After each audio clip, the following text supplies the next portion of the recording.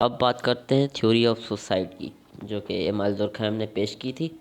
लेकिन थ्योरी को पेश करने से पहले हम ये देखते हैं कि सुसाइड की मीनिंग क्या है और एमाइल दुर्कheim ने सुसाइड की मीनिंग क्या बताई है। अच्छा, सुसाइड की मीनिंग जिस तरह से हम आम ज़िंदगी में डेली लाइफ में सुनते रहते हैं कि फ़लाँ बंदे ने सुसाइड कर ली, फ़लाँ बंदे ने सुसाइड कर ली।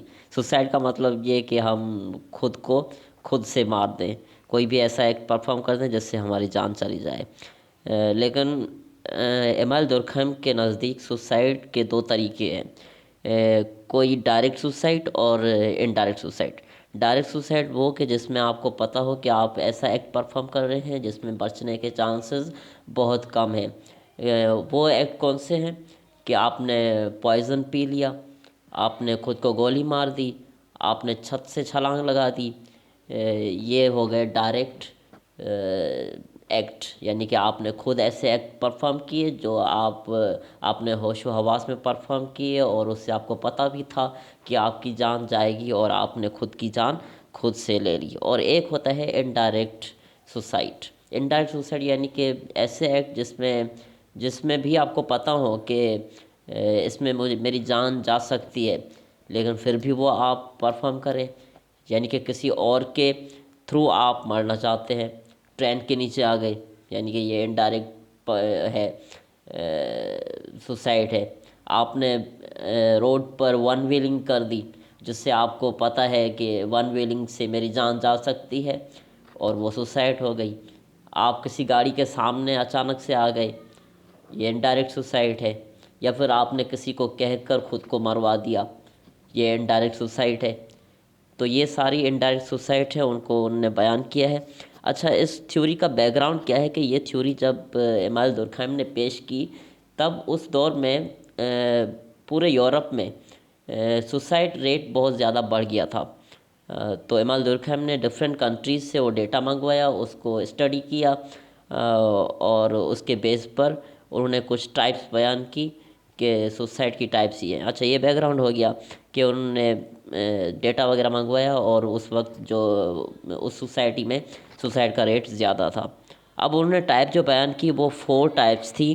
जो 4 टाइप्स यानी 4 तरीके से सुसाइड के उन्होंने बयान किए थे कि इन ये 4 टाइप्स हैं और इनके बेस पर बंदा सुसाइड करता है। तो सबसे पहला जो टाइप है वो एगोइस्टिक है। एगोइस्टिक जैसे कि वर्ड से ही जाहिर है, ईगोइस्टिक यानी कि आपकी अनापरस्ती, खुदगर्जी, किसी भी चीज़ में खुदगर्ज आप हो जाएं और आपको कोई हल नज़र ना आए तो आप वो सुसाइड अटेम्प्ट कर देते हैं। यानी कि आप कहते हैं मेरे साथ ऐसा क्यों हुआ, या फिर मैं ऐसा क्यों करूं। यानी कि हमारे ईगो जैसे होता है वैसे ही हम उसमें हो जाते हैं, महू हो जाते हैं, तो वो सुसाइड अटेम्प्ट कर देते हैं।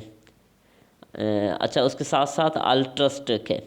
अल्ट्रस्टिक सुसाइड वो है कि जिस तरह से जैसे कि आप खुद की जान किसी और के लिए ले लें। ये एक सुप्रीम पावर है इंसान के अंदर, यानी कि आपने किसी को बचाया।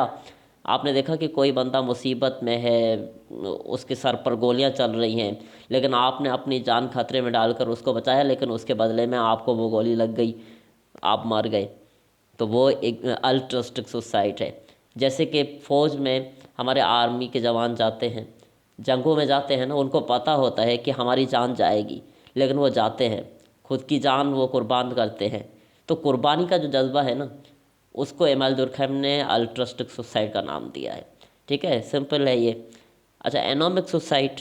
एनोमिक सुसाइड वो है कि जब आपके पास कोई भी अच्छा, एक बात कि हमारी सोसाइटी में सबसे ज़्यादा जो सुसाइड होती है ना, वो एनोमिक सुसाइड होती है। वो क्यों होती है कि जब आप बिल्कुल हेल्पलेस फील करें, खुद को यूज़लेस फील करें कि आप कहें कि हम किसी काम के नहीं है। हेल्पलेस जैसे कि आपकी मदद को के कोई नहीं आएगा आप, या फिर लॉलेसनेस की वजह से होता है कि आप कहते हैं कि मेरा इंसाफ नहीं होगा। हमारे यहाँ सबसे ज़्यादा एनोमिक सुसाइड्स होती है, रेप केसेस में होती है। अक्सर लड़कियां खुद को मार देती हैं किसी बदनामी से, बदनामी को मुंह देने की बजाय, तो वो एनोमिक सुसाइड है। अक्सर लोग गुर्बत की वजह से खुद को मार देते हैं। ये क्या है? एनोमिक सुसाइड है। हमारी सोसाइटी में तकरीबन 90% जितनी भी सुसाइड्स होती हैं वो एनोमिक सुसाइड होती हैं, कि हमारे पास सुसाइड का जो कारण होता है, वजह जो होती है, रीज़न जो होता है, वो हमारा यूज़लेसनेस या फिर लवलेसनेस, या फिर हमारे पास हम कह सकते हैं कि हम बिल्कुल बेयार व मददगार बन जाते हैं, कोई हमारी हेल्प करने के लिए नहीं आएगा, ऐसा हम सोचते हैं, तो वो सुसाइड कर देते हैं। ठीक है। लास्ट में जो हमारा है फेटलिस्टिक सुसाइड।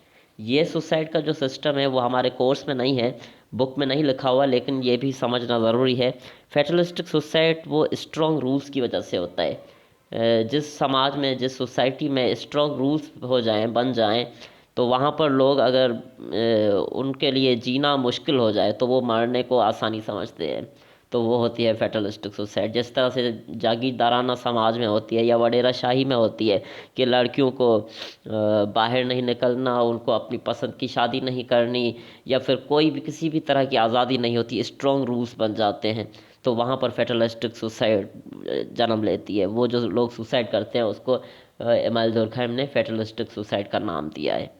अच्छा, इन सब चीज़ों में एक चीज़ जो है वो समझने वाली है। अगर हम किसी भी सुसाइड का केस लेकर डॉक्टर के पास जाएंगे तो वो डॉक्टर क्या कहेगा कि ये साइकोलॉजिकल प्रॉब्लम है, साइकोलॉजिकल प्रॉब्लम है, इस बंदे ने अपनी साइकोलॉजी की वजह से, साइको पेशेंट है, तो उसकी वजह से उसने सुसाइड अटेम्प्ट की है।